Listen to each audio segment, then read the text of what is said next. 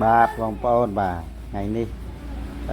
អ្នកជំងឺមកសម្រួលរស័យច្រើនបងប្អូននៃខ្ញុំបាទតាំងពីម៉ោង6ព្រឹករហូតដល់ម៉ោង5ល្ងាចហើយបងប្អូននៅតែមមាញឹកបាទងាយមកជាបន្តបន្ទាប់ក៏ធ្វើខ្ញុំមានការអស់កម្លាំងយ៉ាងខ្លាំងដែរបងប្អូនគឺជាប៉ុន្តែដោយសារ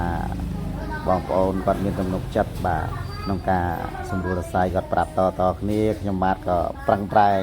ជួយអ្នកជំងឺបាទមិនឲ្យខកបំណងឡើយដូចជាអ៊ំប្រុសនេះគាត់អញ្ជើញមកតាំងពីខេត្តកោះកុងបាទហើយបងស្រីដែលកំពុងតែគេងនៅម៉ាស៊ីនសម្រួលរស័យយ៉ាងខ្នងនេះគាត់អញ្ជើញមកតាំងពីខេត្តស្វាយរៀងបាទ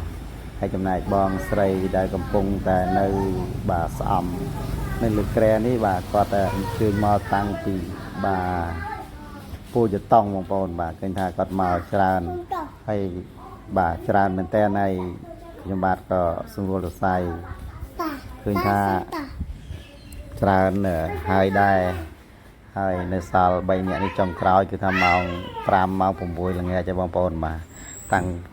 យើងមកតាំងពីម៉ោង6ព្រឹករហូតដល់ម៉ោង6ល្ងាចហើយ